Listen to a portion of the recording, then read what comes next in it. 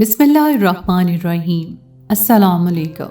شادی کی رات ساس کہنے لگی، بہو ہمارے گھر کا رواج ہے، جب تک تم پاک دامن ثابت نہیں ہو جاتی تب تک تمہیں رات روزانہ ہمارے ایک تہہ خانے والے کمرے میں گزارنا ہوگی۔ 7 راتوں کے بعد پتہ چلے گا تم پاک دامن ہو یا نہیں۔ میں کمرے میں جاتی، ہر طرف اندھیرا ہوتا اور ڈر کے مارے میں سو جاتی۔ مجھے کوئی ہوش نہ رہتی، لیکن مجھے ایسا لگتا کوئی میرے ساتھ سویا ہوا ہے۔ جب 7 دن مکمل ہو گئے تو میرے قدموں تلے سے زمین نکل گئی۔ جب میری ساس نے کہا کہ تم تو، میرا نام نرگس ہے، میں اور میرا شوہر کالج میں پڑھتے تھے، ہم لوگوں میں پہلے دوستی ہوئی اور پھر محبت شروع ہو گئی۔ پہلے مجھے میرا شوہر بالکل بھی اچھا نہیں لگتا تھا، لیکن بعد میں مجھے بھی اس سے محبت ہو گئی اور میں نے اسے سیدھا کہا کہ میں ان لڑکیوں میں سے نہیں ہوں جو 3-4 سال تمہارے ساتھ رشتہ رکھوں اور اس کے بعد شادی کا سوچ لوں۔ جیسے ہی ہماری پڑھائی مکمل ہوگی تمہیں میرے گھر رشتہ بھیجنا ہوگا۔ میرے گھر والے اس معاملے میں ذرا کھلے دماغ کے تھے، انہوں نے کہا ٹھیک ہے۔ لڑکے کو دیکھا، اس کا گھر بھی اچھا تھا اور میرے شوہر کو نوکری بھی اچھی مل گئی تھی، جو کہ کالج کی طرف سے ہی انٹرنشپ کے طور پر آفر ہوئی تھی۔ میرے ماں باپ کو تو سب کچھ ٹھیک لگا اور انہوں نے ہری جھنڈی دکھا دی کہ ہمیں یہ رشتہ منظور ہے اور ہم اپنی بیٹی کا رشتہ تمہیں دے دیں گے، لیکن تمہیں اپنے ماں باپ کو بھیجنا ہوگا۔ لیکن دوسری طرف کوہرام مچ گیا، کیونکہ میرے سسرال والے کافی امیر لوگ تھے اور ایک پرانی حویلی میں بھی رہتے تھے، اس لیے وہاں کسی نے آج تک پسند کی شادی نہیں کی تھی۔ میں نے اپنے ہونے والے شوہر سے کہا کہ مجھے لگتا ہے ہماری شادی نہیں ہو پائے گی۔ اس نے کہا کہ میں اکلوتا بیٹا ہوں، میں سب کچھ ٹھیک کر دوں گا، تم فکر نہیں کرو۔ اور پھر بالآخر اس نے سب کو منا ہی لیا، لیکن کس طرح منایا، یہ بڑی عجیب بات تھی۔ اس نے جان بوجھ کر اپنے آپ کو زخم لگایا اور ہاسپٹل جانے کی ایکٹنگ کی۔ اس کے بعد اس کی امی نے کہا کہ تم بس جلدی سے ٹھیک ہو جاؤ، باقی تم جو کہو گے ہم وہی کریں گے، ہم تمہاری بات ضرور مانیں گے۔ یہ ان کی امی کے الفاظ تھے اور میرے شوہر نے کہا کہ اس سے مجھ سے شادی کرنی ہے۔ اس طرح ہماری شادی تو ہو گئی، پر ہماری شادی پر ہی لوگ باتیں کرنے لگے کہ پسند کی لڑکی لے کے آیا ہے، رسم تو ادا کرنی پڑے گی، کیونکہ اس لڑکی کو ہم نے دیکھا بھی نہیں اور منگنی بھی نہیں رہی۔ منگنی اس لیے ہوتی ہے کہ دونوں خاندان ایک دوسرے کی حرکتیں دیکھ لیں، پر یہاں تو اتنے شارٹ نوٹس پہ سیدھا نکاح اور اس کے بعد رخصتی ہو گئی۔ اس لیے میرے شوہر کے گھر والوں نے مجھے شادی کی رات عجیب سی بات بتائی۔ انہوں نے کہا کہ ہمارے خاندان میں ایک رسم ہے جو ہر دلہن کو پوری کرنی ہوتی ہے، اور کیونکہ تم باہر کے علاقے اور باہر کے خاندان سے آئی ہو، اس لیے تمہارے ساتھ یہ رسم ضرور کرنی پڑے گی۔ جب مجھے رسم کے بارے میں بتایا گیا تو میں حیران رہ گئی اور میں نے اپنے شوہر کی طرف دیکھا۔ اس نے کہا کہ رسم کرنی پڑے گی۔ میری ساس نے کہا کہ اپنے شوہر کی طرف مت دیکھو، اس نے اگر ہم سے اپنی بات منوائی تھی تو پھر ہم نے بھی اس کو کہا تھا کہ تمہاری بیوی کے ساتھ رسم ضرور کریں گے، اور یہ کوئی ایسی ویسی رسم تو ہے نہیں، رسم و رواج تو ہر خاندان میں ہی ہوتے ہیں۔ اب تم اس خاندان کا حصہ ہو تو تمہیں یہ سب تو کرنا ہی پڑے گا۔ دراصل رسم یہ تھی کہ مجھے 7 دن تک اپنے شوہر کے قریب نہیں جانا تھا، اپنے کمرے میں بھی نہیں جانا تھا، بلکہ صرف ایک گندا سوٹ پہن کر، جس کو مجھے 7 دن تک بدلنا بھی نہیں تھا، گھر کے تہہ خانے میں وہ 7 دن گزارنے تھے، بنا کسی سے بات کیے، بنا کسی سے ملے۔ ساس نے کہا کہ 7 دن کے بعد تمہاری پاک دامنی ثابت ہو جائے گی اور اس کے بعد تمہیں تمہارے شوہر کے کمرے میں جانے کی اجازت مل جائے گی۔ میں نے اپنے شوہر کی طرف دیکھا اور کہا کہ یہ کس قسم کی رسم ہے؟ تو میرے شوہر نے بھی کہا کہ یہ رسم تو کرنی پڑے گی۔ میں نے کہا کہ مجھے 5 منٹ میرے شوہر کے ساتھ بات تو کرنے دیں، پر میری ساس نے کہا کہ نہیں، ایسا نہیں ہوتا ہے، تمہیں ابھی یہاں سے سیدھا تہہ خانے میں ہی جانا ہے، تم یہ دلہن والے کپڑے بدل لو اور ایک نارمل سوٹ رکھا ہے تمہارے لیے، وہ پہن لو۔ جاتے جاتے میں نے اپنے شوہر کی طرف دیکھا تو اس نے کہا کہ مجھے معاف کر دو، لیکن میری ساس نے کہا تھا کہ تم ضرور پاس ہوگی، اور جب تم پاک دامن ہو تو مسئلہ کیا ہے؟ میں نے کہا کہ پاک دامنی کی بات نہیں ہے، بات اس طرح کسی تہہ خانے میں رہنے کی ہے، وہاں بھی مجھے ڈر لگا تو کیا ہوگا؟ میری ساس نے ہم دونوں کی بات سنی تو اس نے کہا کہ تمہیں ڈر نہیں لگے گا، کیونکہ وہ اس گھر کا ہی کمرہ ہے، اگر تمہیں کسی چیز کی ضرورت ہو تو تم مجھے کہہ سکتی ہو، اور ایک ہفتہ ہی تو ہے، یہ وقت بھی گزر جائے گا۔ مجھے باتیں سننے کی عادت ہے نہیں اور ہمارے پاس ضائع کرنے کے لیے وقت بھی نہیں ہے۔ میں نے دلہن کے کپڑے بدلے، کمرے میں میرے لیے لان کے کپڑے رکھے تھے، ایسا لگتا تھا پہلے کسی نے پہنے ہیں۔ دل ہی دل میں سوچ رہی تھی کہ کس مصیبت میں پھنس گئی ہوں، اور پھر سوچا کہ اس کو پہلی اور آخری مصیبت سمجھ کر बर्दाश्त कर लेती हूँ। कमरे के अंदर चली गई। तय खाने में सिर्फ एक ही बिस्तर था, पानी का मटका, बैठने के लिए कुर्सी और पढ़ने के लिए जाय नमाज थी। मेरी सास ने कहा कि तुम्हें 7 दिन तक इबादत भी करनी है। मुझे तो ये समझ नहीं आ रही थी कि 7 दिन तक मेरी पाक दामनी का पता कैसे चलेगा। ये किस किस्म की रस्म थी। मेरी सास मुझे छोड़कर चली गई। मुझसे मेरा मोबाइल भी ले लिया। सोचा था कि मोबाइल पर शौहर से बात कर लूंगी, मगर यहाँ पर तो मुझसे मेरा मोबाइल भी ले लिया गया था। मेरे लिए तय खाने में सुबह, दोपहर और रात का खाना तो आ जाता था और पानी भी रखा जाता था, लेकिन मुझे यहाँ पर बहुत डर लग रहा था। पहली रात मुझे बहुत डर लगा, पर मैं सुकून से सो गई। आंखें बंद कर ली और सोचा कि जब कुछ नजर ही नहीं आएगा तो डर किससे लगेगा। पर पहली ही रात मुझे बहुत ही अजीब महसूस हुआ। मुझे ऐसा लगा कि जैसे कोई मेरे साथ सो रहा हो।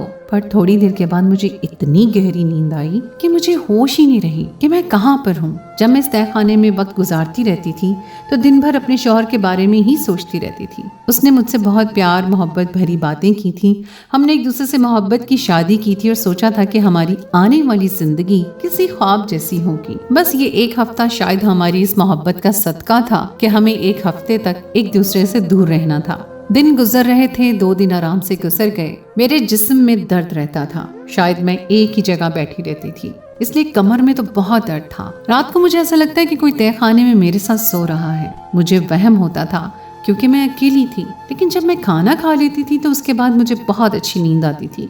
इस तहखाने में अंदर आने का सिर्फ एक ही दरवाजा था। रात के टाइम लाइट बिल्कुल बंद हो जाती थी और कहीं से कोई भी रोशनी नहीं आती थी।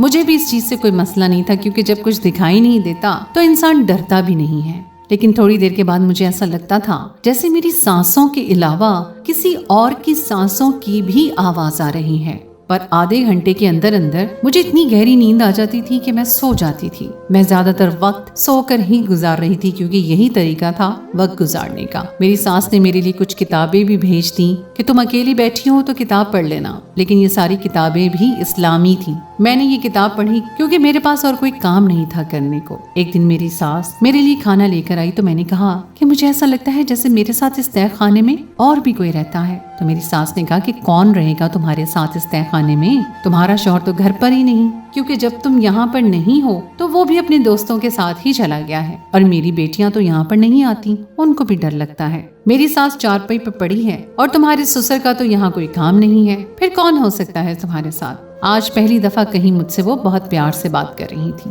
और मुझे समझा रही थी। मैंने कहा कि पता नहीं, शायद मैं अकेली हूँ इसलिए मुझे वहम हो रहा है। मैंने उनसे पूछा कि आपने भी रस्म पूरी की थी?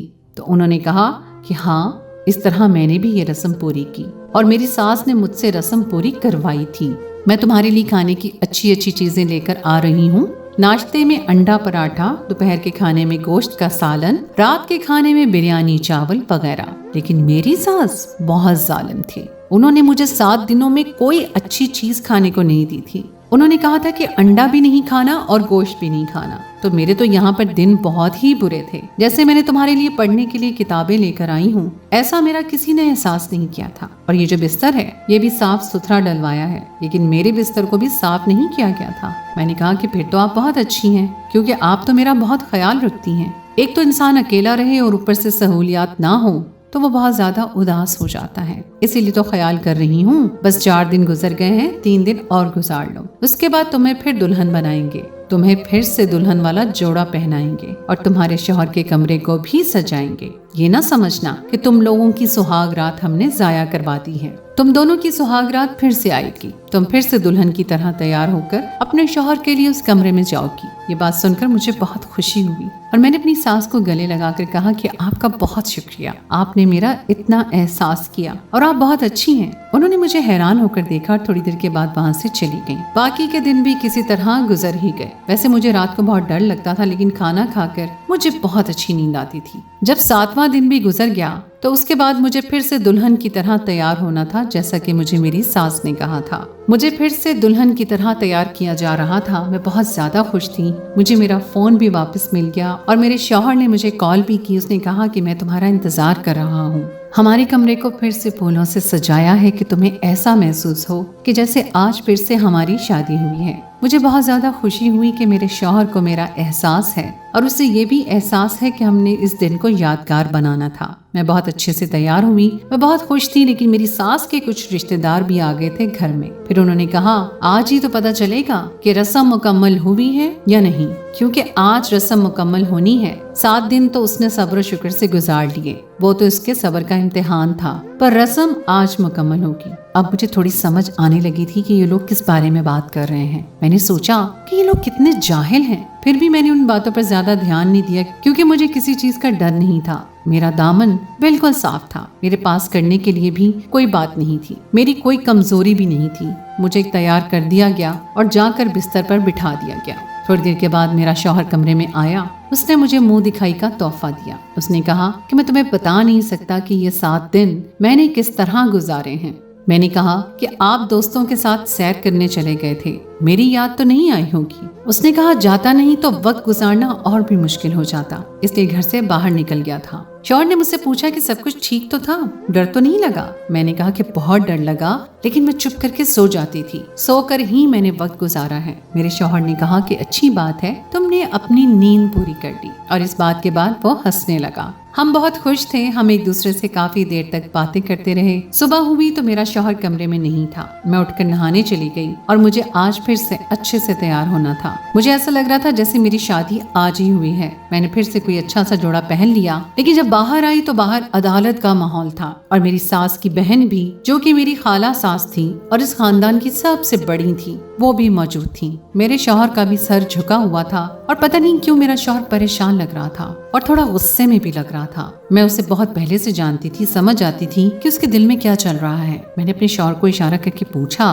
कि क्या बात है। ये हमारा एक दूसरे से बात पूछने का तरीका था। हम एक दूसरे की आंख का इशारा समझते थे, क्योंकि क्लासरूम में भी एक दूसरे से दूर बैठे होते तो इशारों में बातें करते थे। लेकिन आज जब मैंने अपने शौहर को इशारा किया तो उसने मुंह फेर लिया। थोड़ी देर के बाद तक भी वो मेरी तरफ देख नहीं रहा था। मैं हैरान रह गई थी, आज इसने ऐसा क्यों किया? वो क्यों मुझे तसल्ली नहीं दे सकता था? थोड़ी देर के बाद मेरी सास ने कहा कि तुमने रस्म तो पूरी की है, पर तुम कामयाब नहीं रही, क्योंकि तुम पाक दामन नहीं हो और हमें इस बात का पता चल गया है। मैं हैरान रह गई। मैंने कहा क्या मतलब, कैसे पता चल गया है आप लोगों को? उन्होंने कहा कि ज्यादा बच्ची बनने की जरूरत नहीं है, तुम्हें भी अच्छी तरह पता है, तुम मेरे बेटे से शादी करने से पहले भी किसी के साथ रह चुकी हो और इस बात का सबूत मिल गया है। यहाँ तक कि मेरे बेटे को भी समझ आ गई है, क्योंकि आजकल कोई भी बच्चा नहीं होता। मेरे शौहर ने भी इसका साथ दिया। उसकी खामोशी ये बताने के लिए काफी थी कि वो अपनी माँ के साथ था। मैंने उसे कहा कि तुम भी अपनी माँ का साथ दे रहे हो, तुम्हें तो पता है कि मैंने तुम्हारे अलावा कभी किसी की तरफ देखा भी नहीं है। तो मेरी सास ने कहा कि जब उसकी तरफ देख सकती हो तो फिर किसी और की तरफ क्यों नहीं देख सकती? जब इसके बारे में अपने घर वालों को बता सकती हो कि मैंने कोई लड़का पसंद कर लिया है और तुम्हारे घर वाले हाँ बोल सकते हैं, तो ये सब कुछ पहले क्यों नहीं हो सकता? इज्जतदार घरानों में लड़की अपने मुंह से शौहर नहीं मांगती है। मुझे भी गुस्सा आ गया और मैंने कहा कि एक तो मैंने उनकी ये फजूल रस्म की जाहिलियत का साथ दिया और अब आप ये सब कह रहे हैं। मेरी सास ने कहा कि किसी के साथ रहकर आई हो, मेरा बेटा तुम्हें कबूल नहीं करेगा, अभी तुम्हें तलाक दे देगा। मैं बहुत डर गई और मैंने अपने शौहर से कहा कि मुझे तलाक नहीं चाहिए, मैं यहाँ से चली जाती हूँ, बस मुझे तलाक नहीं चाहिए। और मैं वहाँ से चली गई और अपने घर वालों को जाकर सब कुछ बता दिया। मेरे सब घर वाले भी हैरान रह गए। इसके बाद मुझे कोई भी मनाने के लिए नहीं आया और 1 साल गुजर गया। मेरे शौहर ने कभी मुझसे राब्ता नहीं किया। ये साल मैंने बहुत दुख में गुजारा। मैं रोज रोती थी और सोचती थी कि आज मेरा शौहर मुझसे राब्ता करेगा, आज उसको पता चल जाएगा कि मैं बेगुनाह हूँ, मुझे मनाने के लिए वो आ जाएगा, क्योंकि अभी भी हम एक दूसरे के निकाह में थे।